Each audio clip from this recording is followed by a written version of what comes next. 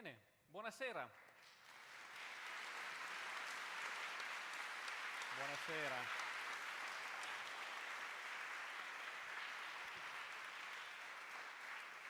Benvenute e benvenuti alla quinta edizione del CICAP Fest, il Festival della Scienza e della Curiosità, che torna anche quest'anno a Padova e quindi sarà davvero un'edizione speciale. Questa volta siamo tornati in presenza finalmente. Una parte di questi incontri, come quello di oggi, sarà anche in streaming, quindi ci sono tante persone che ci stanno seguendo in questo momento da casa. E il tema che abbiamo scelto, poi più tardi entreremo un po' più nel vivo dell'argomento, è la scienza del mondo che verrà, cioè dai sogni della fantascienza, quello che una volta si immaginava sarebbe stato il futuro, alle sfide che insomma il futuro ci mette di fronte, quindi in che modo la scienza ci può aiutare ad affrontare queste tematiche. Lo vedremo tra poco. Noi siamo felicissimi soprattutto per questa edizione di far parte dell'insieme di celebrazioni legate agli 800 anni dell'Università di Padova, un traguardo veramente storico, e quindi non posso che chiedere alla padrona di casa, alla magnifica rettrice Daniela di raggiungerci per un saluto. Grazie.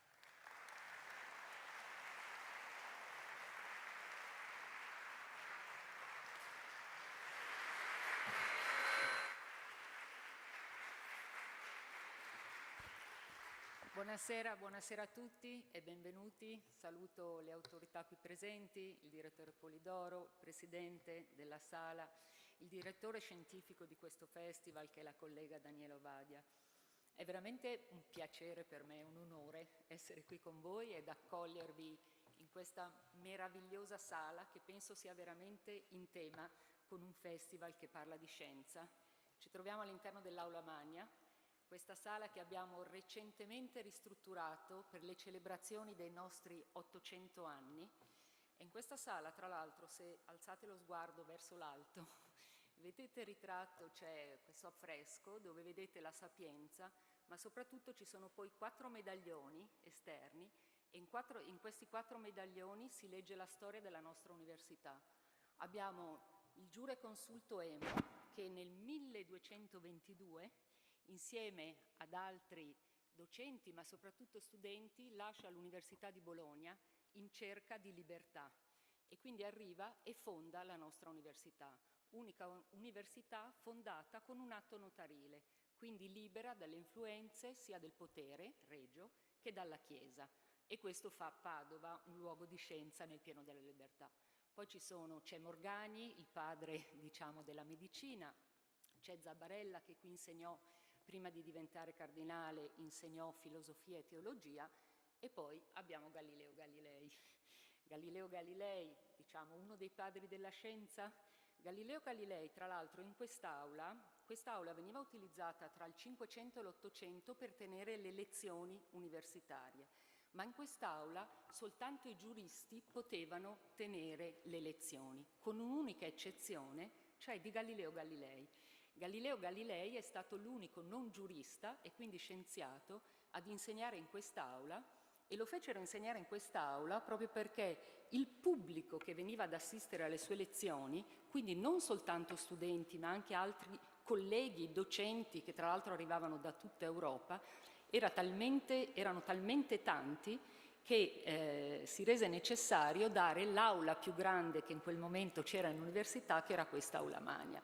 E tra l'altro, entrando in Aula Magna, avete visto anche la cattedra di Galileo Galilei, che si dice, nei nostri documenti, si trova che sia stata fatta costruire proprio da un gruppo di studenti, perché le persone erano talmente tante che era necessario elevare Galileo Galilei affinché potessero tutti quanti sentirlo.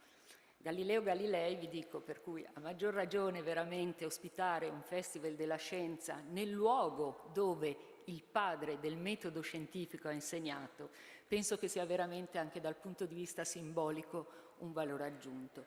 Sapete che Galileo Galilei sta a Padova tra la fine del 500 e l'inizio del 600, ormai lo sappiamo tutti, in tarda età, quando ahimè fece la scelta scellerata di tornare e di andarsene da Padova, disse: a Padova trascorsi i migliori 18 anni della mia vita, proprio perché qui godeva di quella libertà che gli ha permesso di poter svolgere, diciamo, la ricerca in maniera completamente libera.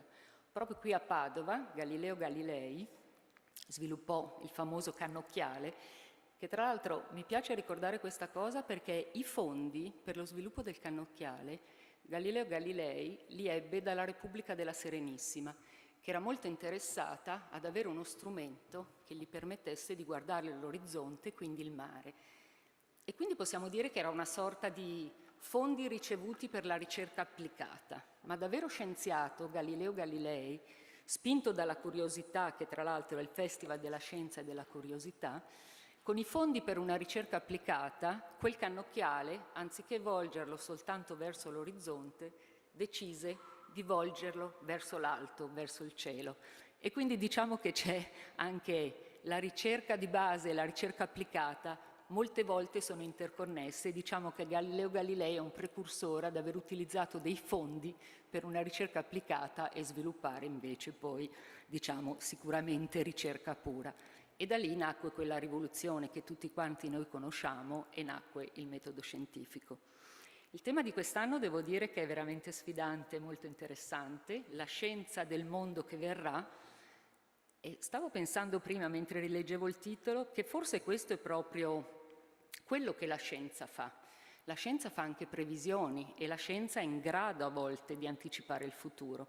Per cui penso che non ci sia miglior titolo in questo momento come la scienza del mondo che verrà, e dico in questo momento perché il mondo sta diventando sempre più complesso e c'è sempre più bisogno di scienza. Quindi io davvero auguro a tutti un buon Festival della Scienza. Mi piace sottolineare che c'è una cosa che mi piace davvero molto di questo festival è che negli anni si è avvicinato sempre di più a quella che è la divulgazione scientifica, per cui noi sappiamo che vengono coinvolti dai bambini agli anziani, è aperto a tutta la cittadinanza, ci sono seminari molto più seri, ne vedremo alcuni, ci sono ospiti veramente illustri, ma ci sono anche molte attività che avvicinano in maniera, se volete, non dico più giocosa o più ludica, ma anche in maniera più coinvolgente tutto il pubblico per avvicinarlo proprio al mondo della scienza. E mai come in questo momento uno dei compiti del CICAP, che è quello di smantellare in maniera scientifica quello che venivano chiamate le pseudoscienze, adesso sono un po' più conosciute come le fake news, mai come in questo momento ce n'è bisogno. Per cui davvero io ringrazio tutti quanti voi e vi do il benvenuto a Padova, all'Università di Padova, e il benvenuto al CICAP Festival della Scienza e della Curiosità.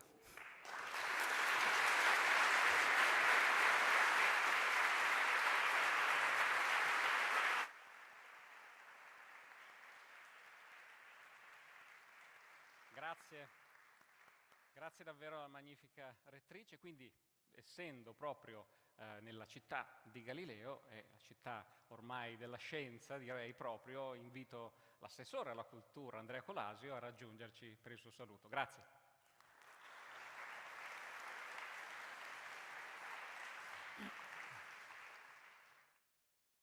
Bene, innanzitutto buon pomeriggio a tutti, è con grande piacere che porto i saluti del sindaco Giordani e dell'amministrazione tutta. Alcune suggestioni che mi vengono evocate dalle belle parole della magnifica rettrice. 1222, un gruppo di studenti e di docenti decide di venire a Padova. Viene a Padova perché Padova la accoglie e a Padova ci sono le condizioni politico-culturali per far sì che la libera università inizi un percorso che l'ha portata a raggiungere gli 800 anni. Ma ci sono proprio le condizioni politico-culturali. 1219, completum fuit, dice l'analistica, il comune di Padova completa, porta a termine un luogo simbolico, carico di storia, come questo luogo in cui oggi siamo, che è il primo palazzo della Ragione, sede dei tribunali, ma anche luogo dove emblematicamente si riuniva il Consiglio Maggiore, che è il Parlamento della città di Padova. Quindi i giovani studenti e i giovani professori decidono che Padova è la città d'elezione. Ecco, io credo che ci sia un rapporto consustanziale tra la nostra città e la nostra università. L'una non si spiegherebbe senza l'altra. Noi dobbiamo molto all'Università di Padova. Recentemente, l'avete visto, abbiamo conseguito un risultato importante, proiettando Padova nello scenario internazionale come patrimonio UNESCO dell'umanità. Ebbene, senza gli studi sulla visione e sull'ottica di Pietro D'Abano, di Biagio Pelacani, di Parma, che qui insegnava, sarebbe stato possibile avere Giotto o il Massimo cum artificio di cui parla Michele Savonarola quando ci racconta che Altichiero dipinge l'oratorio di San Giorgio realizzando qualcosa che ci porta già con un piede dentro il Rinascimento? No, evidentemente no. Quindi la grande tradizione artistica della Padova del Trecento si innesta prepotentemente sulla ricerca e sull'innovazione scientifica di cui questo magnifico Ateneo è vettore.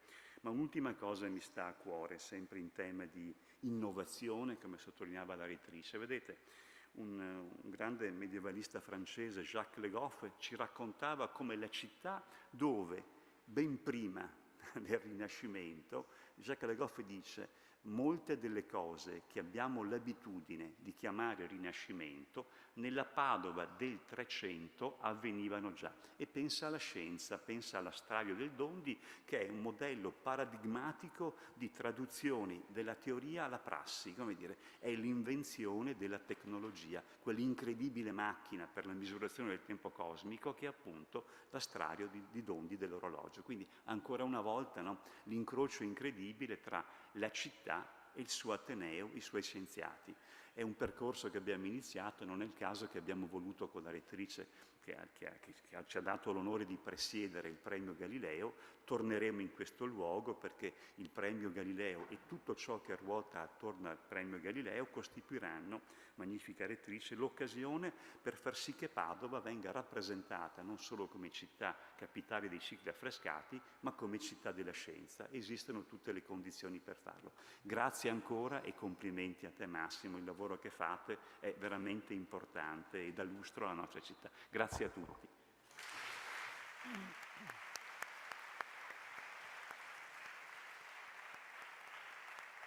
Grazie Assessore. Inviterei anche il Presidente della provincia, da sempre vicino al CICAP Fest, per un suo saluto.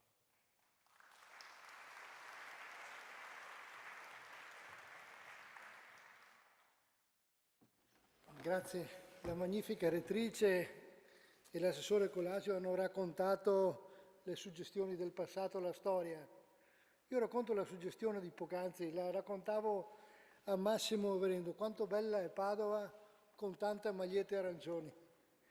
Che vuol dire che c'è una Padova viva, una Padova che si interroga, una Padova che non si ferma, una Padova che vuole parlare di scienza. Ed è la storia questa di Padova. I giovani che spesso consideriamo poco attenti, quando hanno motivi validi e qualificati per interrogarsi, ci sono. Non ci sono i giovani di una volta e i giovani di adesso, ci sono i giovani e noi dobbiamo dare motivi. Ecco perché alcuni anni fa, 4 anni fa, abbiamo colto la sfida del CICAP Fest ed è diventato identitario per la città. Il CICAP è diventato un elemento culturale identitario per questa città, per interrogarci, per crescere. Guardate, senza cultura non c'è futuro, senza formazione non c'è cultura. Questa città, questa provincia, questo territorio è cresciuto grazie alla spinta propulsiva dell'università, è cresciuto grazie alla spinta propulsiva di tanti accademici, di tanti professori anche delle scuole inferiori che hanno formato giovani. Ecco, oggi questa opportunità ci viene data anche tramite eventi come quello del CICAP Fest, che dobbiamo coltivare, difendere e fare sempre più nostro. Quindi buon CICAP Fest a tutti.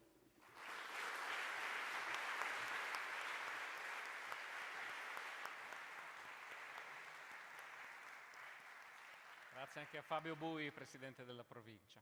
E adesso direi che possiamo entrare proprio nel vivo dei contenuti del festival, darvi giusto qualche indicazione di massima, e quindi volevo invitare la coordinatrice scientifica Daniela Ovadia, il Presidente del CICAP Sergio Della Sala, se ci raggiungete. 2 microfoni magari per loro.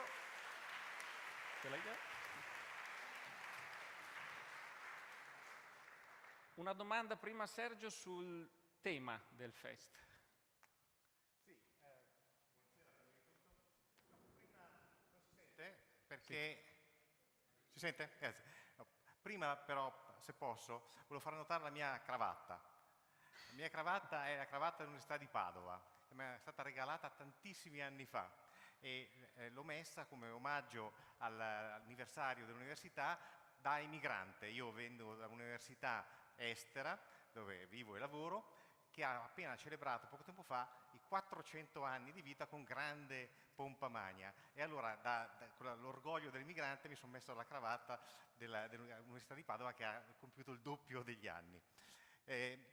Il tema di quest'anno è la scienza del mondo che verrà, che non significa studiare, cercare di discutere di come saranno i robot del futuro, ma è la scienza che ci prepara al mondo che viene, è la scienza che ci aiuta a capire e costruire il mondo del futuro e a renderlo migliore. È la scienza che ci prepara a un mondo più uguale, diminuendo le varie disuguaglianze di tutti i generi, geografiche, economiche, di genere, e che si unisce al dettame della storia. Vi ricordate che Amleto, quando va a combattere contro Laerte, dice ma l'importante, l'unica cosa che conta è essere preparati. Questo è il tema del fest, è essere preparati, è la scienza che ci prepara al mondo che verrà, e questo troveremo al CICAP Fest, impareremo tante cose e spero anche che ci divertiamo insieme. Buon fest. Grazie Sergio. Resta qui un attimo.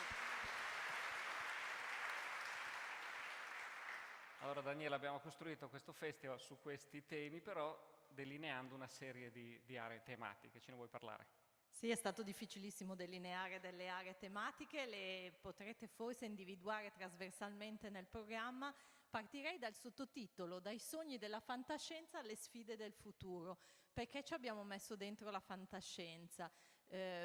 L'abbiamo fatto insieme a Massimo perché esiste tutto un filone di studi su quanto la fantascienza è servita a plasmare l'immaginario collettivo della scienza, e questo era quello che ci interessava raccontare anche nel festival. Personalmente ho cominciato ad amare la scienza perché il mio papà era un appassionato di Jules Verne, quindi da bambina insieme a Piccole donne, lettura tipicamente femminile di quando ero bambina io, in cui i generi ancora contavano, mio papà accumulava sul mio comodino i libri di Jules Verne che mi hanno aperto un mondo, il mondo della scienza. Jules Verne era un visionario, molte delle cose che ha raccontato e narrato sono poi diventate realtà, altre no invece, e quindi troverete nel programma un filone che è la narrazione della scienza. L'altro filone che mi è caro, perché ho studiato medicina, è proprio quello di come saremo noi esseri umani, quindi troverete quanto a lungo vivremo, come vivremo, se vivremo in salute, vivremo tanto, ma con quale qualità di vita. E questo è un po' il tema trasversale di tutto il filone medico e direi anche neuroscientifico che troverete nel programma.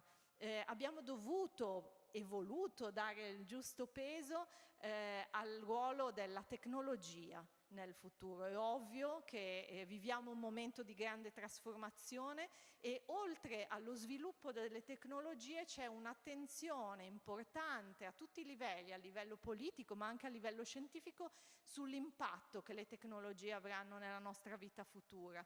Quindi abbiamo dato spazio all'intelligenza artificiale, abbiamo dato spazio allo sviluppo dei nuovi vaccini, abbiamo dato spazio alla ricerca di base, che è quella che porta poi, attraverso varie tappe, allo sviluppo delle tecnologie che noi utilizzeremo.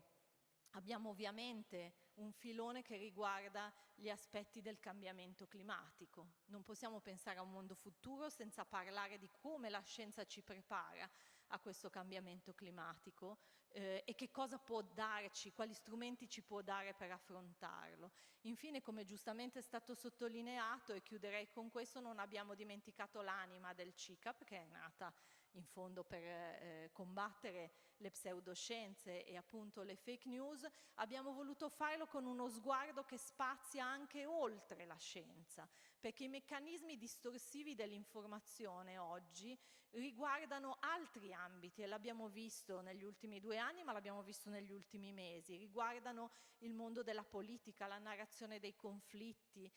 I meccanismi sottostanti sono gli stessi, come ci spiegheranno alcuni scienziati che studiano i flussi informativi attraverso la rete. Non possiamo più isolare la pseudoscienza dalla pseudoinformazione in generale, e questo era quello di cui volevamo discutere con tutti voi. Quindi vi ringrazio ancora l'Università di Padova per l'ospitalità, e la città di Padova soprattutto, sempre meravigliosa. Io mi sento ormai a casa dopo tutti questi anni, e spero che godiate di un festival interessante ma divertente. Grazie Daniela.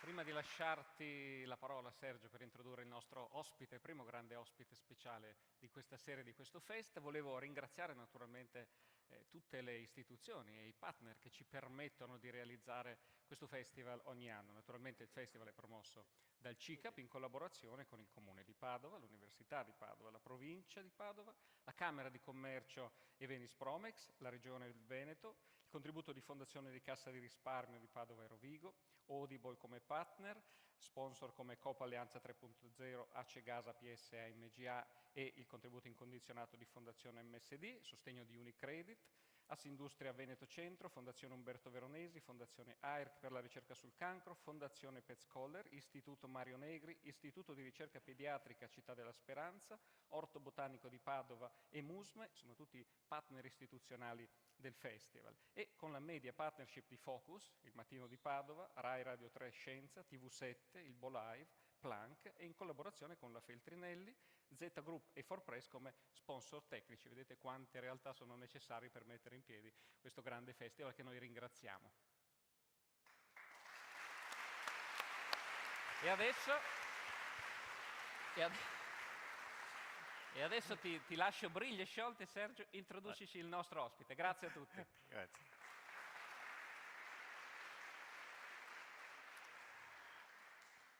Allora, entriamo nel vivo del nostro festival con il primo intervento che ci porta dentro il tema della scienza del mondo che verrà.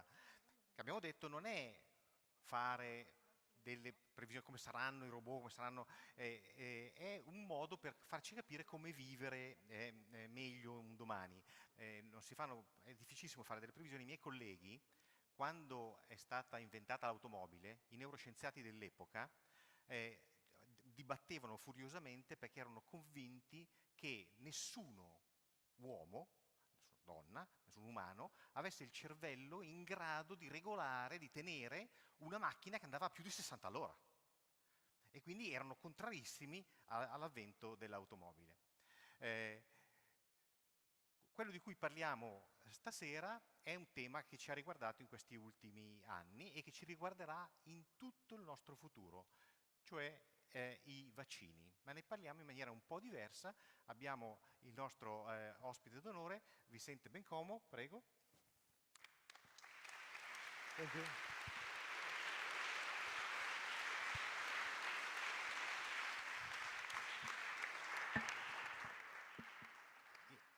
Il professor Bencomo ha sviluppato col suo team un vaccino che ha una alta sensibilità, l'ha sviluppato a Cuba senza fondi privati. È un vaccino che è stato interamente finanziato dai soldi di Stato. Il professor Bencomo è di professione un chimico, ha sviluppato nel passato ha trovato altre soluzioni, per esempio ha partecipato allo sviluppo del vaccino contro l'Haemophilus influenza, il vaccino anti-influenzale. ha avuto parecchie onorificenze, tra cui è considerato adesso un eroe nazionale a Cuba. E lo riconosco, quando lui va negli aeroporti adesso, sembra una rockstar. Va negli aeroporti, è uno scienziato, ma gli chiedono gli autografi. La storia è interessante, il professor Bencomo parlerà in inglese, noi ci fermeremo ogni tanto per fare un breve riassunto, voi potete fare le vostre domande come volete, potete farle in italiano, potete farle in inglese, potete farle in spagnolo se credete, e per riuscire poi a discutere insieme. Ma se qualcosa non è chiaro me lo dite, ci rifermiamo ancora e lo ripetiamo. Allora, mi sente? Thank you. Can you hear me? Okay. So my English is slow. So I think that most of you can understand me. Otherwise, I will not enter in a complex ideas. I was just want to tell you a story. Just story of the last 2 years that were very difficult for the whole humankind. Especially the story that in Cuba was also very difficult. Imagine a poor country with a very strong blockade, economical difficulties of this, and then if we imagine by ourselves where we will get any vaccine for COVID-19 in a war where rich countries were fighting for getting the vaccine faster. So for us, the only alternative was to try to do ourselves and to try to be innovative enough and to have our vaccine. So this is a short story that I will try to just to tell you, and especially for understanding the human values behind this story. I don't know if you want to explain something or just. Okay. Prima di tutto, se lui parla così, capite tutti? May I have the first slide, please? In poche parole, è una storia di Cuba, è una storia interessante di Cuba perché loro non hanno molti fondi e parte di questa difficoltà è dovuta al fatto che hanno delle sanzioni da molti altri paesi, in primo luogo dagli Stati Uniti, che gli impedisce di avere delle materie prime. Quindi durante la pandemia si sono dovuti ingegnare per sviluppare in casa delle protezioni come i vaccini. Okay, so let's start by thanking by this invitation. It's certainly a very big honor for me. And let me also say that sorry that I cannot deliver this lecture in Italian, maybe in the future, maybe in the next future, because we are making a lot of things with Italy, so maybe in the future it will be easier. Okay, so soberana means in Spanish sovereignty, and this is not casual. This name is certainly reflect what we wanted. We wanted to be independent in taking all decisions with the vaccine. So this is the name. Okay, so when we were a company, we are a company working for children vaccine, pediatric vaccine. And in the pediatric vaccine, there was a special case. There were new innovative vaccines that appeared in the 90s of the last century because of the meningitis and pneumonia, bacterial meningitis and pneumonia that has no solution for children. If you look at this slide, the solution for getting immunizing children against bacteria, because the substance that is in the bacteria is not well recognized by children. So we just or in the world was invented a new type of vaccine that is called conjugate vaccine, where the substance from the bacteria in yellow was chemically linked to tetanus toxoid. Almost everybody knows tetanus toxoid. It's a protein from the bacteria that is used as a vaccine for many times. And this combination made new quality. Children that didn't recognize the molecule of the bacteria now with this conjugate vaccine, start recognizing it and start producing antibodies. And these antibodies were shown to avoid colonization and infection by all these bacteria. Haemophilus influenza type B, Streptococcus pneumonia, Neisseria meningitidis. So there were many cases where this solution for a weak antigen from bacteria can become a strong antigen by this procedure. And this was the basis where we tried to move forward for coronavirus. And then what happened with the coronavirus? The first things that we know is that it's a process also happening in the same mucosal level as these bacteria. And then there is a protein, a small protein, that interact with the host cell and allow the virus entering the host cell. And early in this pandemic was known that if we are able to induce antibodies against this small protein, then we will stop the process of infection. So this was an important knowledge that we get. So that's why we say, why not to try to do the same as other conjugate vaccines that were approved to be used in the pediatric field. So that's why we produced the small recombinant protein from the virus, and then we made the same chemical coupling to the tetanus toxoid, and then we showed that there is antibodies, and these antibodies can block the virus. So this was, it's really a simple idea, but it was complex to perform. So that's why we, I don't know if I can, okay. So this is a representation of this small protein produced by recombinant technology. And just a small message. We make a point in the protein for the chemical coupling to tetanus toxoid. And this was a tricky problem because when we made this active point, then we have some dimer. Chemists know what I mean. So there are some dimer and some monomer. So we use the monomer for the chemical coupling, but the dimer apparently was useless. So that's why it was the point where we come. And then with this monomer, we were able, after a very intensive work, to make a conjugate with tetanus toxoid. And with this tetanus toxoid, we moved to animal testing in order to see if the properties that we wanted were there.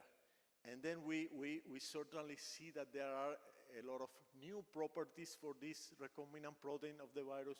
Certainly the induction of strong memory, the induction of a T-cell participation in the immune response. That was, in general, what we wanted to get. I don't know, you can make it just short. It's a challenge for you, sorry. That's okay. In poche parole, il concetto portante è stato che invece di creare delle strutture nuove, visto che non avevano le tecnologie della storia, quello che hanno fatto si sono basati sulla storia del passato, sui vaccini ricombinati, coniugati che avevano costruito nel passato. E così come avevano costruito questi vaccini nel passato, hanno usato un carrier del tetano per portare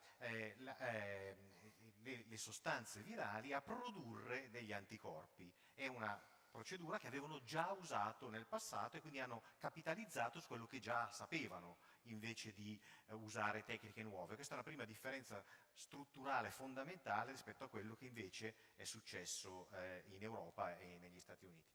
Thank you. Okay, so all the properties that we expected, we found in animals that were there, or the new properties, and then we decide to make a new vaccine that we call Soberana Plus. Soberana Plus is just a dimer. You remember there is a dimer that is a side product. And this dimer is just a dimer. It's a very good opportunity just for a recall of some previous immunity. Not for priming, not for the first induction, because the first induction is a big challenge. But once you have the immunity, either by the disease or by previous vaccination, then for recalling this immunity is a simpler way. And then we try to use this dimer, and we develop this dimer as a new vaccine that is Soberana Plus. So certainly we found all, as I tell you, all this, and then we enter in a very complex clinical evaluation. We perform more than 10 clinical trials in a very short time. And it was really a big challenge, I will just say that this is each point is the immunity, the IgG titer against the virus of single person participated in the trial. The first bar in blue is at 0 time. Then the second one is the first dose. The last column in blue is the second dose. And then a recall, because we decided that we need to have a recall. And the recall there has two main objectives. The first is to increase the antibody titers, but also to demonstrate that there is a memory, because if you don't have memory in your immune system, you will not respond to a recall. So that's why the organization of phase 1, phase 2A, phase 2B, around 900 people, and then with this enhanced, we were able to move to a phase 3. We performed 2 phase 3, one phase 3 in Havana, and also we make a transfer of technology to the Pasteur Institute of Iran, and then we perform another phase 3 there. 44,000 people in Havana, 24,000 in 7 provinces of Iran. So certainly we accumulated a very important experience about efficacy. For example, the efficacy against the severe disease in Havana is 93.8%. That is very high efficacy. The efficacy obtained in a province in Iran was 96.5% against severe disease. That is the most important. So with this enhanced, with all this information enhanced, we were able to.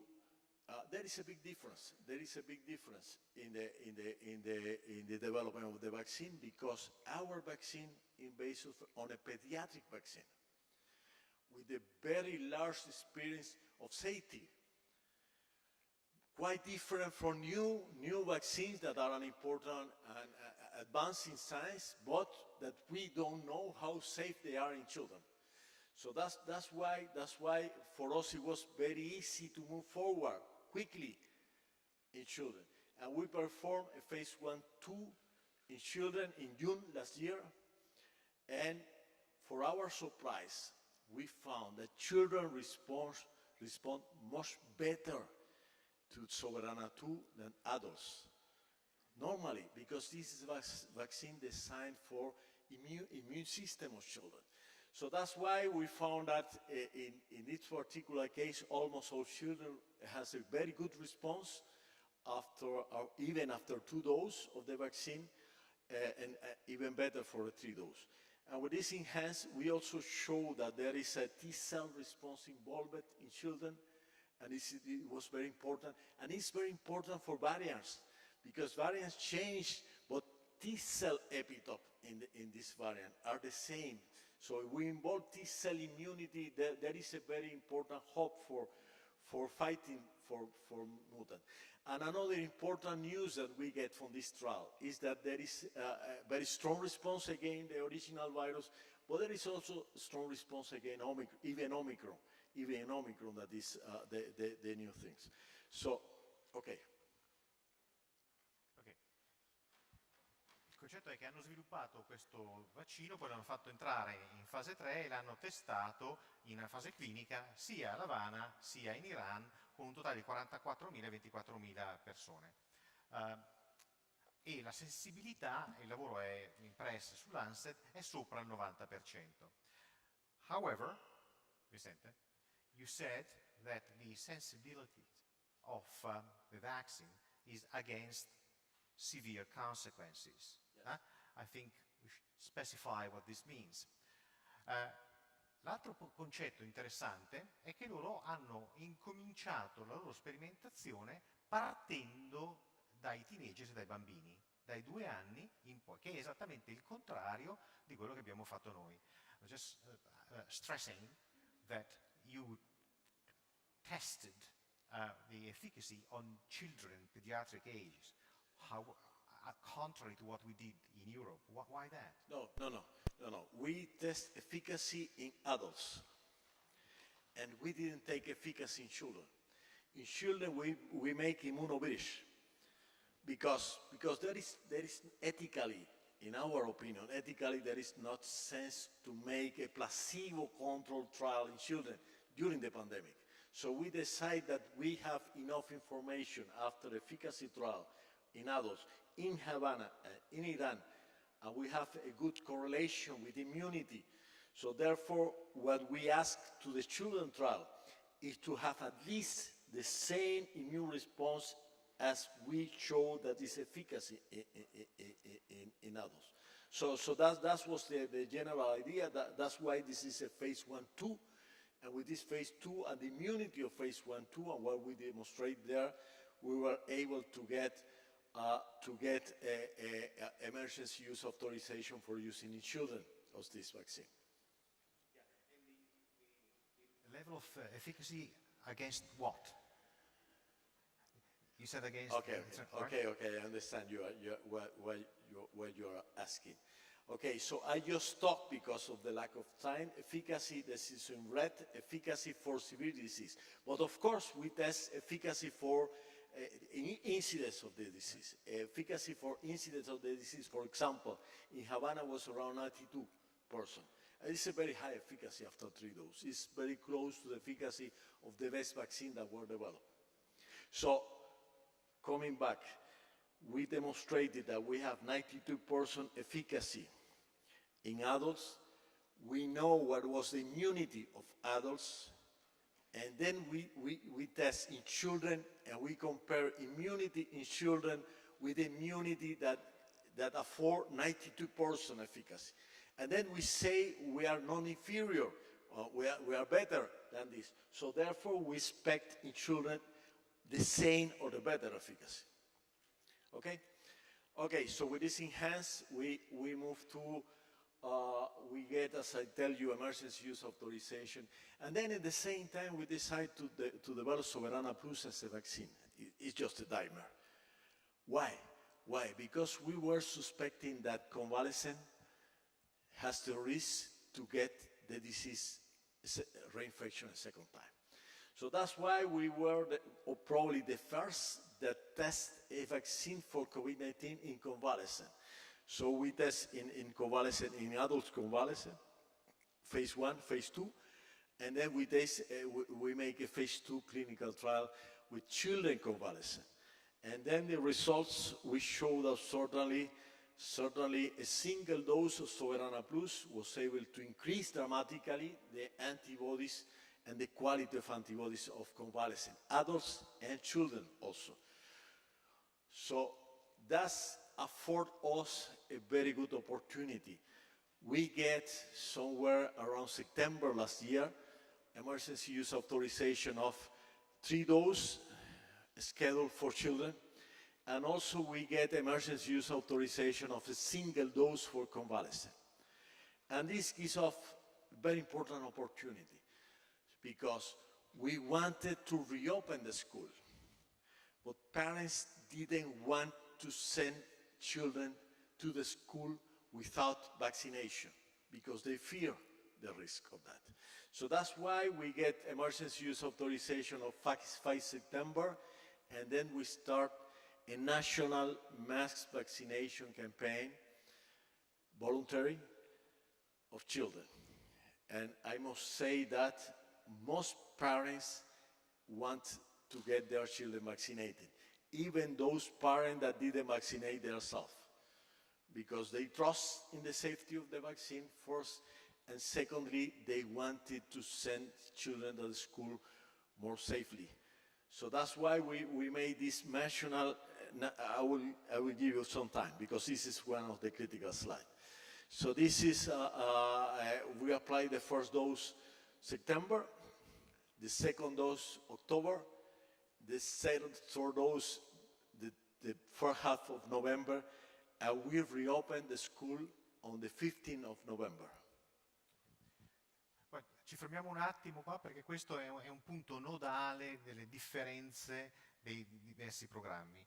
Loro sono arrivati alla fase 3 della dimostrazione clinica e hanno ottenuto il permesso clinico a settembre e hanno incominciato il 5 settembre del 21 a fare il loro programma vaccinale nazionale, ma l'hanno cominciato con i bambini da 2 anni in poi, esattamente l'opposto di quello che abbiamo fatto noi. Il loro programma vaccinale è partito dai bambini con una copertura superiore al 96% di bambini vaccinati in pochi mesi, la seconda dose a un mese di distanza. Quindi loro da settembre a prima di Natale hanno vaccinato l'intera popolazione di bambini a Cuba. Perhaps it would be interesting for us to understand exactly or a bit more in detail why you decided to vaccinate the kids before the adults when the rest of the world,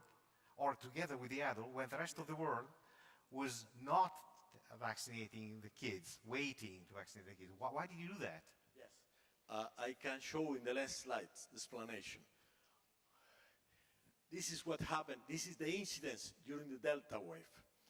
You can see there that the incidence in children was quite similar to the incidence in adults.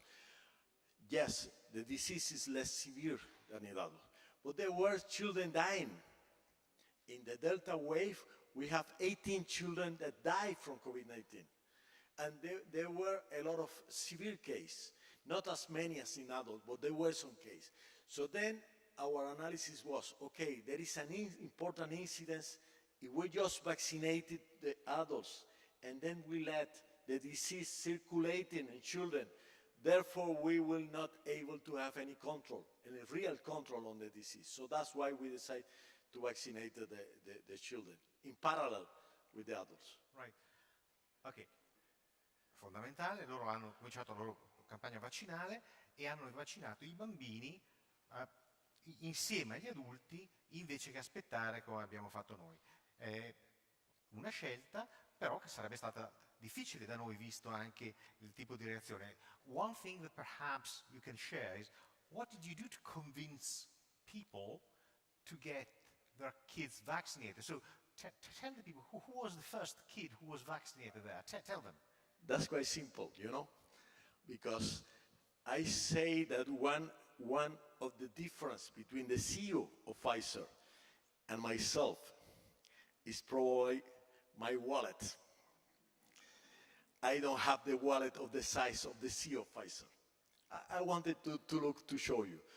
Certainly we didn't do that for money. Certainly we did that for people and for the health of people. And this is an important difference. We were in a television many times. We answer all the questions that were people. And certainly, morally, we have a very important strength. The first people that get vaccinated with Soberana 2 were the 3 leaders of the project. We get a shot before the clinical trial because we are not able to ask somebody to enter a clinical trial if we don't know what happened. We trust it, but we have to see that.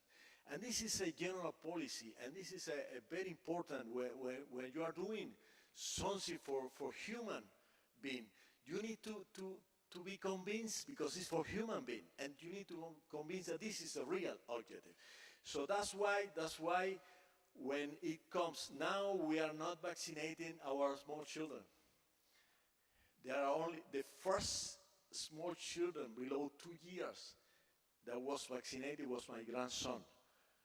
And my grandson get a shot before the clinical trial. Because otherwise I cannot convince people. Otherwise I cannot be fully trusted that this is so this is the situation where even those adults that didn't want to go vaccinated, but they vaccinated their children. Because the balance between safety, they trust the safety, and the balance between safety and the risk of getting the disease allow those people to take a decision, okay, I can do with myself whatever. But with my small children, if they get a disease by my negative to get vaccinated, so that's why Cuban parents were really very, very pro vaccination. And then you have any doubts. I think that you will probably get the answer in children's. I don't know. I need to. No. Can you help me with the video? No, this one. Okay, that's it.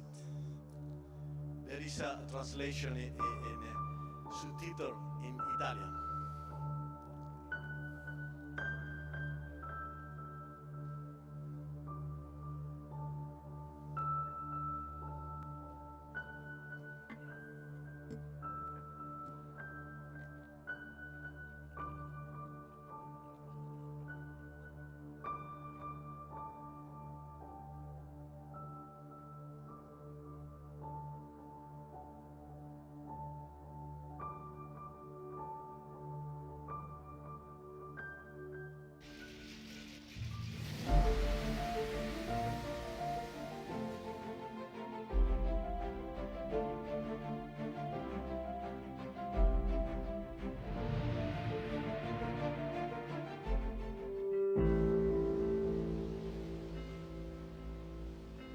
El ballet es muy importante para mí porque lo empecé a hacer desde muy pequeña.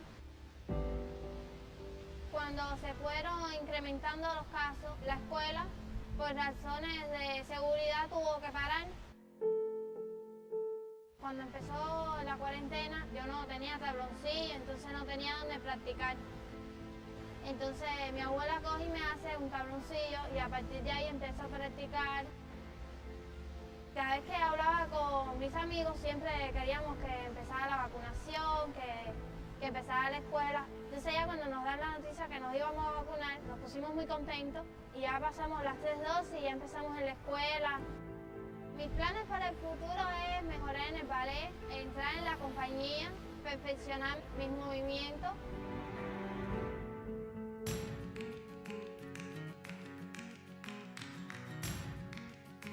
Yo quería mucho salir a la calle, pero no podía.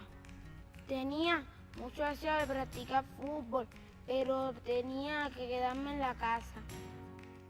Yo me vacuné con la vacuna Soberana 02 y me puse las 3 dosis. Cuando me vacuné, me esperé unos días para ir a la escuela, pero al fin podía ir a la escuela, jugar, estudiar, ver a mi maestro otra vez, a mis amigos. Les recomiendo que se pongan la vacuna para que se salven, para que después no se enfermen.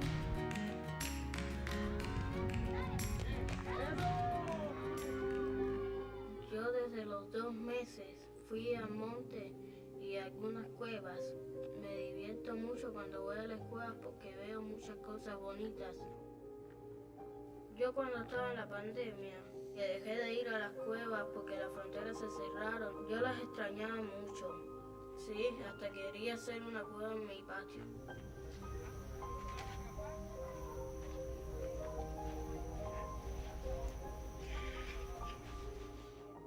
Si no fuera por la vacuna, las fronteras seguirían cerradas y tampoco podría estar aquí en este momento. Yo le agradezco mucho a los científicos que hicieron la vacuna para que nosotros podamos ser libres y no tener estos riesgos.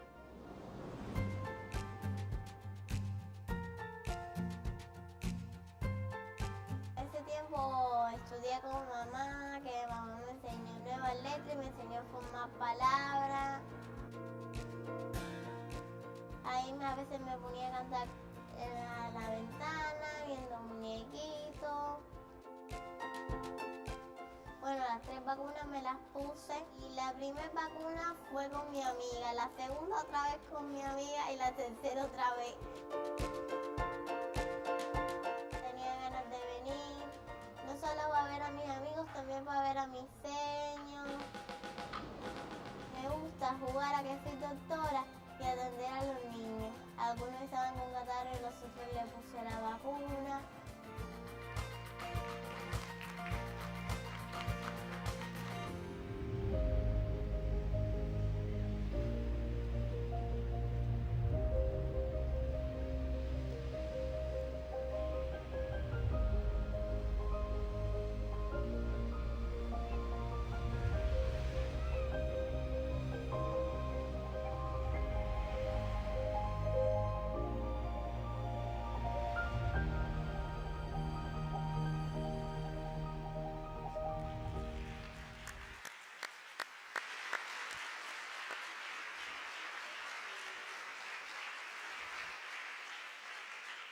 Okay, that's for the school. So we restart the school in November. And certainly nobody was expecting Omicron. Omicron was a surprise for everybody. For you here in Italy, for us in Cuba. And then we were expecting, when we have seen what happened here in Europe, in UK, for example, this is a very important wave, even with a large quantity of people vaccinated. So we were expecting the same. So to our surprise, to really a very important surprise, look, this is the new wave, this is the new wave with Omicron, and compare the Omicron with Delta. And there is significantly a very smaller wave. And as I tell you, the only children that were not vaccinated are children below 2 years. Look at the green line. These are children below 2 years. Almost 4 times more incidence than the other children vaccinated. So this was certainly a proof that the vaccine was working very well, even for Omicron. And also at the same time, the vaccination of children has a very important impact on the incidence of adults, because we have certainly a very small Omicron wave. If we calculated, we can say that we estimated that we avoid around 70,000 cases in the pediatric population vaccinated. We just avoided. There are 70,000 cases less. And certainly also there is an important number of adults that were not also infected because of the reduction of the circulation of the virus.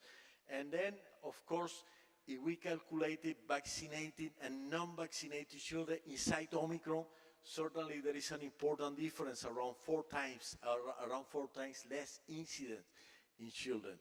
And something that I like to show, that there is no correlation with the general vaccination and the incidence of Omicron. No correlation. What means no correlation? It means that if you take, for example, at that time, at the beginning of Omicron, the best country in Europe was Portugal. Portugal has around 93% of general coverage of incidence. However, the incidence during Omicron is 21 times higher than the incidence in Cuba, with only 88% coverage. So difference in coverage in favor of Portugal, however 20 times more incidence in adults.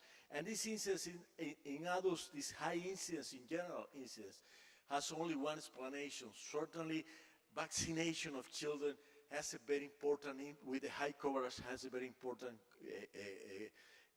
impact on that. The only country that has similar behavior for Omicron was Emirates.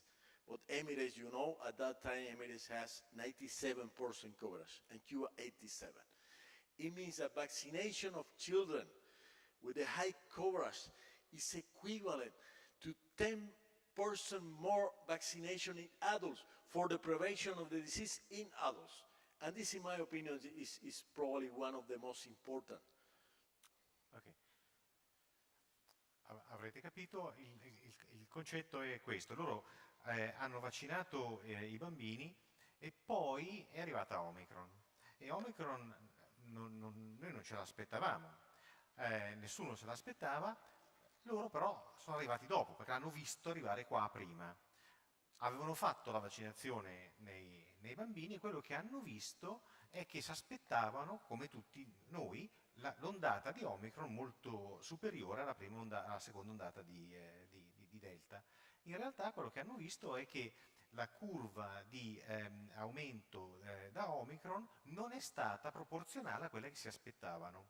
Non solo, ma anche in paragone ai paesi più vaccinati, come in Europa in quel momento era il Portogallo, anche in paragone ai paesi europei più vaccinati, la curva non si è alzata nello stesso modo e loro hanno calcolato che la probabilità di non avere delle nuove infezioni è circa 20 volte inferiore avendo vaccinato i bambini. Vi faccio notare una cosa che forse vi è sfuggita nella diapositiva, che l'intervallo di confidenza di questi dati, loro avevano un 75% di probabilità e l'intervallo di confidenza andava da 74 a 76, cioè ci sono degli intervalli di confidenza molto ridotti, il che significa che comunque sono dati che hanno una alta dose di replicabilità, sono dati stabili, non hanno delle varianze enormi.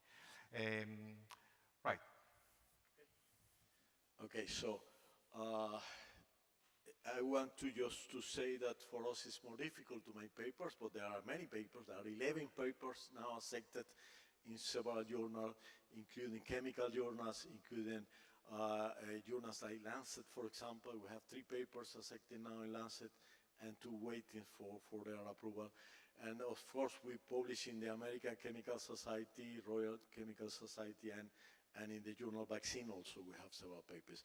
So there is a lot of, I don't know, misunderstanding that I hear that some media say that we didn't publish the results. We published the result. It's a little bit more difficult from Cuba to get this recognition. I think that the world is not ready for getting such a type of innovation for countries like Cuba.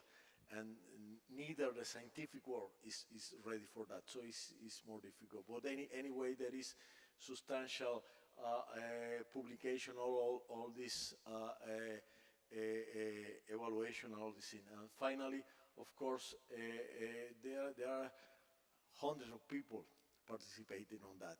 And certainly the first from the Field Vaccine Institute stopped everything and dedicated completely to the Soberana work during these 2 years, but we also have a collaboration for the Center of Molecular Immunology, for many medical doctors, for the Institute of Tropical Medicine, and also we have a very important foreign collaborators, especially for the Pasteur Institute of Iran, but also from China, from France, and even for Fabrizio Sciolo here from Italy. That was a very important collaboration. Thank you.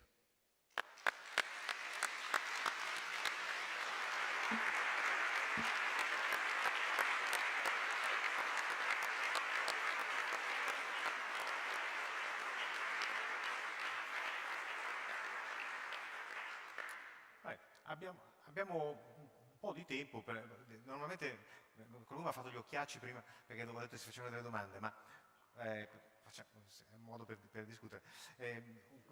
Una cosa importante sottolineare di quello che ha detto alla fine, che loro hanno pubblicato 11 lavori in questi ultimi mesi su riviste peer review, tra cui 2 su Vaccine e Lancet, e i dati sono disponibili sugli archivi, su bioarchive e medRxiv, quindi chiunque può andare a guardarli. C'è un microfono che si può distribuire? Lo tengo io il microfono. Faccio la domanda in italiano e in inglese.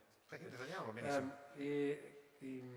Niente, mi incuriosiva il fatto che, quello che vi ho detto, che anche i genitori che erano vaccines, che erano scettici sul vaccino, però ci tenevano a proteggere i bambini, perché mi sembra qualcosa di, diciamo, diametralmente opposto alla situazione italiana. Grazie. This is an interesting point, Vicente. He says, you mentioned in passing that parents were eager to vaccinate their kids even if they're a bit skeptical about themselves. How it comes? you know, it's a concept of I don't know, maybe you are not so different with us. You know, this is the Latin concept of the family. You know, for family, children are the most important thing. And when you are afraid for something, for your children, this is the most important. Here we have seen that usually parents sometimes are afraid of making harms to their children. And this is the main decision. If you are afraid of harm to the children, then you decide not to do that. But certainly when we make a progress in vaccination, because we make a progress in vaccination and then a million of people receive the vaccination in Cuba, then even those people that didn't get the vaccine themselves, they became more confident in the safety of the vaccine. And then if you remove the problem of safety, and the safety is not a question, then certainly becomes the problem, okay, what if my baby going to school get COVID there and became sick and became ill? It's my responsibility for not vaccinating him, having this opportunity. So in my opinion, probably this is the main reason why the attendance of the parents with their children to vaccinating before the school was so high. You know, we receive call from many parents frequently that they lose the vaccination schedule for something, but they they asked us to give the shot, to get the last shot or the vaccine, because certainly there was one of their main concerns. Thank you. È chiara la risposta? La risposta è che si tratta di stabilire un meccanismo virtuoso di qual è la sorte migliore che può capitare al mio bambino. Se la narrativa è io sono un cattivo genitore se non lo vaccino, se questa è la narrativa, allora è più probabile che questo avvenga. Se invece la narrativa è ma se io non faccio niente non ho fatto niente, ma se ti vaccino posso farti del male, allora in questo caso è più frequente che alcuni genitori si astengano. È la narrativa che c'è intorno che è fondamentale. Loro hanno creato questo clima di narrativa di fiducia, lui diceva all'inizio, anche mostrando l'autovaccinazione. Lui è stato il primo cittadino che si è vaccinato prima della sperimentazione. Altri punti, altri commenti? Prego, tengo io il microfono. Volevo chiedere, forse da voi ci sono state un po' meno fake news che da noi. Nella costruzione di questa narrativa forse non c'è stato quell'impatto. Ok, she's saying here and in other places in Europe there are quite a number of fake news surrounding the vaccine narratives. What about in Cuba? Did you diminish that? Did you fight it? How it comes that people trusted you? We have also a very large quantity of fake news, because now with the social network, we have this fake news everywhere. But we just managed to convince people, and then by explaining against.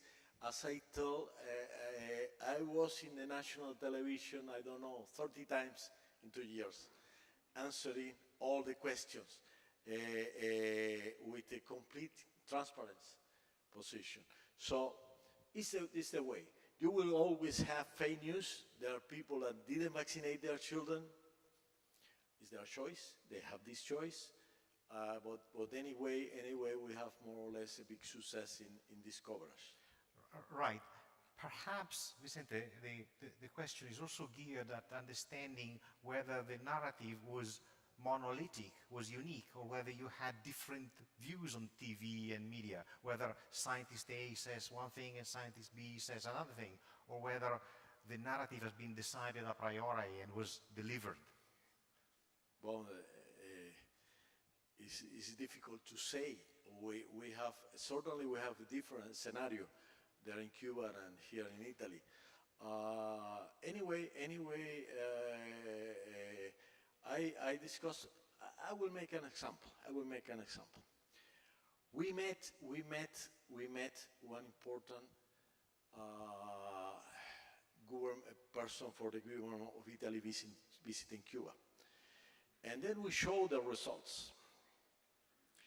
And then we asked, you know how many children are dying in Italy in January?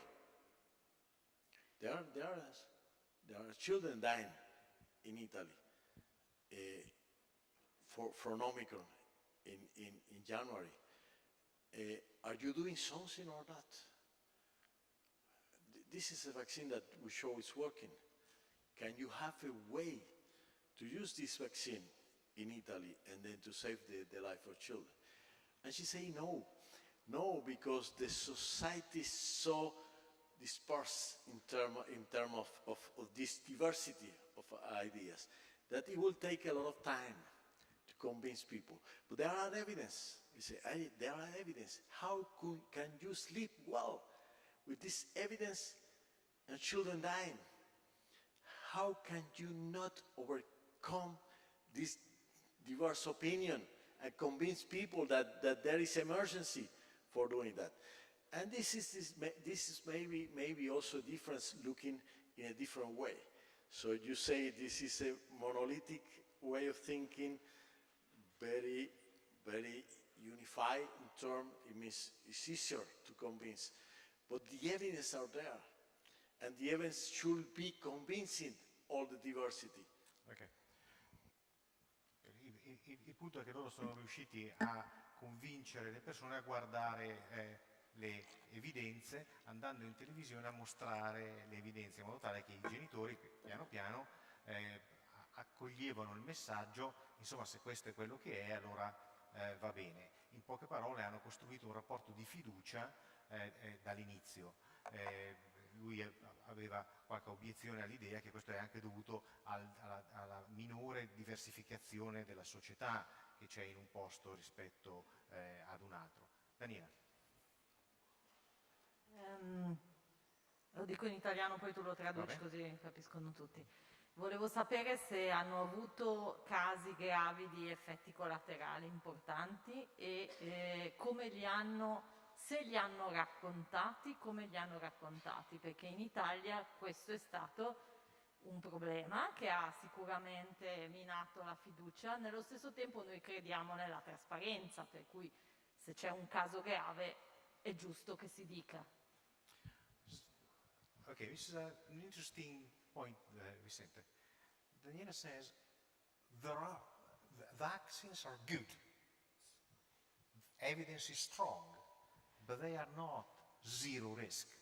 There are some risk and there are side effects. So what happened here is that some of these side effects have been shared, and this caused fear. How did you handle the news of very severe side effects? We don't have severe side effects. This is the first thing. We don't have it. We check very carefully, because otherwise, you know, it can risk with my grandson. I need to be quite sure that I will not make harm to other children or other people. So therefore, we check very careful. The problem is that our vaccine is made on the basis of the platform with a very well-known safety profile. Because if you are making a vaccine for children, you are making a vaccine that needs to be very safe. Of course, you will have always one or some side effect. We didn't find any severe side effect, but anyway, we were prepared. If we found some severe side effect, how to deal and how to explain. It was part of the risk. But the problem is that you are making, there is a big change in the development of the vaccines in the history. Usually the vaccines are developed for children because the vaccination program for children. So therefore, this vaccine needs to be very safe. Safety is the first priority. Need to be very safe because children are on the early time of their life. So therefore, you need to be quite sure that the vaccine is safe. And then the new vaccines that were developed, they make a big progress on science. But this vaccine was developed in accelerated way and were developed to be tested in adults with no previous experience of safety. So this was the challenge, and you asked me for adults it's fine. For adults it's fine to take this risk of developing this very fast, and certainly an important result of the control of the pandemic is thanks to this new vaccine based on new technology. However, moving down to children is a quite complex phenomenon because we are habituated to have vaccine for children with almost close to zero severe side effect. Because this is a story of the children vaccination program. Otherwise, you cannot sustain children vaccination program. Because if you have a risk of baby dying from vaccination, then the vaccination program will be ended in some way. So that's why, in my opinion, so we carefully check side effect. The side effects were in the level of expected. No serious side effect, mainly local side effect. And certainly it's something that we expect because of the platform that was proved for more than 30 years in children with a very important safety record. So that's why that's our situation. La risposta, avete sentita, è che avendo per scelta ma anche per le condizioni in cui si sono trovati dovuto sviluppare il vaccino usando piattaforme con molta più tradizione, loro avevano una storia molto lunga di conoscenza della sicurezza di questi vaccini perché hanno usato lo stesso meccanismo, non hanno usato i meccanismi nuovi. E a suo dire, mentre i vaccini nuovi sono ottimi per gli adulti, quando vai nei bambini devi stare molto attento alla sicurezza di questi vaccini e ai side effect come prima cosa.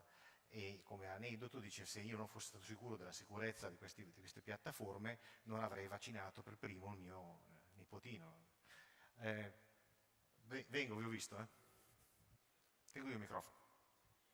Volevo chiedere, buonasera, se il vaccino, a parte l'Iran, il vaccino di Cuba è stato utilizzato da altri paesi o quantomeno la tecnologia da voi utilizzata. Ok, grazie. The question is, you developed a vaccine in Cuba. Has it been taken up by other countries as a vaccine or as a procedure, as a technology? Yes, so we have, since the early time of this development, we close to a collaboration with the Pasteur Institute of Iran. So we transfer the technology, we make a full transfer of technology. They are producing and using the vaccine in their population with very successful. And also we send the vaccine for countries usually collaborating with Cuba, for example, with Nicaragua and Venezuela. Nicaragua decided, based on our result, to vaccinate all their children from 2 to 10, and also was very successful, also very safe, and also very helpful in stopping the pandemic. And then we are now in the process of collaboration with other countries like Mexico, Argentina, and Vietnam. Of course, we are preparing for the World Health Organization application that is quite complex, but anyway, we are moving, and we are also analyzing the possibility of producing the vaccine here in Italy. So we are discussing with the companies, and we are making progress on that. So we have two alternatives, so producing the last steps here, and then deliver the vaccine to countries like Africa, for example, and Latin America. And the second step, maybe the full transfer of the technology and then producing the vaccine to have the vaccine here. And maybe to use the vaccine in children for controlling the endemic, because certainly the endemic will be there. It will be important for the newborns, for children that didn't experience the pandemic, to have some antibodies against and to avoid any resurgence of this pandemic. Thank you. Very similar. The other question was about, what about EMA, the European agency? Did they check it? Are they checking it scientifically? EMA usually don't check scientifically. That's why I added it. The regulatory agencies has usually a look at the clinical trial, at the result of the clinical trial. There's no question at all. The results are impressive, what they say. But the problem is the manufacturer. Consider the manufacturer, you have a different standard of manufacturing. And certainly manufacturing in Cuba, even if our vaccine is safe, are not close to the standard of the production in European Union. So therefore there is a gap. So that's why our intention to produce here with the standard. Because you know the standard, I would say I don't have time because I was in time. My presentation was in time. I don't know if we still have time. So you're accusing me? No. I'm telling that I'm happy to answer. But if the time is very long, it's not my fault. So okay, so you know regulation. This is very important, and I want to have 1 minute to explain. Regulation by one direction is one way to assure the quality. The origin of that is to assure the quality. But certainly, when you have big pharma with a lot of money, they try to raise the standard as high as possible, because it's also a way to avoid competition. Because the standard is very high, certainly, some way artificially, some way there are for companies or for countries like us, it's very difficult to meet this standard, and somewhere artificially, because somewhere, we make, I don't know, we make a test by an equipment that was prepared 10 years ago, and the test is working well. But then the standard is the equipment of 2022 that costs 10, 20, or 30 times more. Certainly, of course, with the best performance. But is there really a need of this race for raising the standard? And then it's like, it's like, I don't know, it's like we were not able to use cars with the European standards. And if we say in Cuba you need to have a car with the European standard, there will not cars ruling in Cuba, but there are rules. So this is just a philosophical question, an important philosophical question. Allora, la domanda era, ma l'Agenzia del Farmaco Europeo ha controllato questi vaccini? E la risposta è che l'Agenzia del Farmaco Europeo, come tante altre agenzie, non controllano tanto i dati della scienza, ma verificano la producibilità, la riproducibilità e quanto potere di distribuzione una ditta può avere. E allora il suo punto è che questo annulla il concetto di eguaglianza, perché se tu hai un mercato dominato da grosse ditte multinazionali che hanno apparecchi nuovissimi che funzionano benissimo, e se questo viene considerato lo standard, nei paesi più poveri, anche se i prodotti possono essere ugualmente buoni, questi prodotti non verranno mai accettati perché non hanno questa catena di distribuzione a questi standard. Lui faceva l'esempio, dice, noi a Cuba abbiamo delle macchine vecchie che funzionano benissimo, se lo standard è avere una macchina che è stata fatta nel 2022 in Europa, noi non ce l'abbiamo, e quindi annulli i concetti di eguaglianza, quindi è un problema più filosofico-politico che scientifico. L'ultimo punto, tengo il microfono. First of all, I'd like to thank you for the work you have done, actually. I have a question actually for you. What do you think would be the major factors that have played actually in your story of your success of this vaccine actually?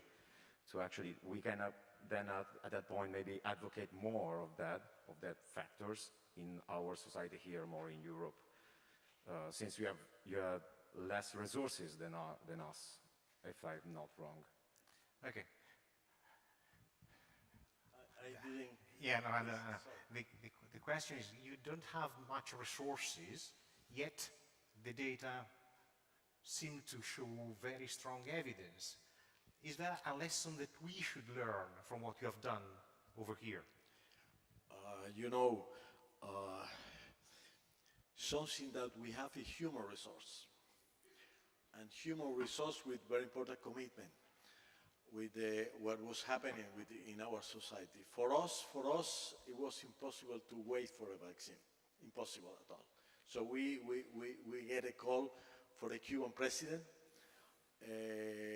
on 2020, and he asked us that we need sovereignty because the future of the country is rely on that. So we take this as a very high responsibility. And this responsibility, we transform this responsibility in innovation capacity, because we were, during this we were much better than usually we are, because we were under very high stress and a very high commitment with the country. So that's why I don't know how to explain or how to make a difference, but certainly we are also surprised ourselves. When we look at what we did, we say, no, this is not possible. How we were able to do all these things in such a very short time.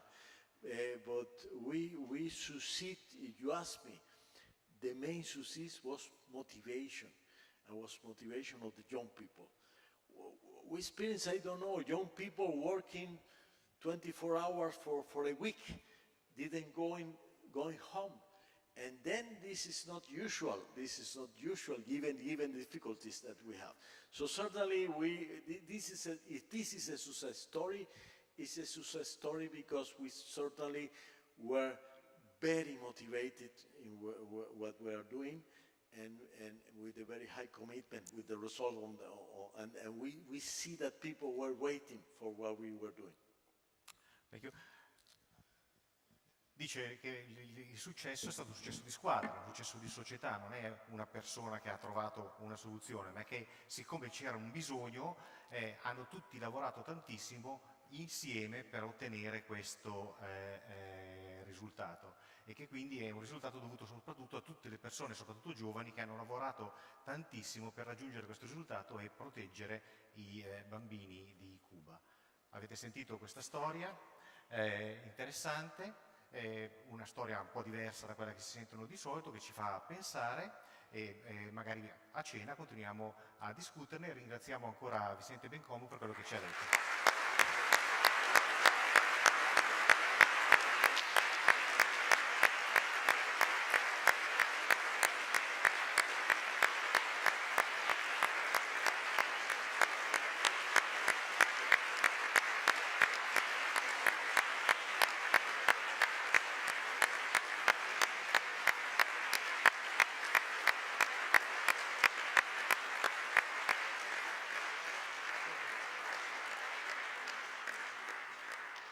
Buon appetito!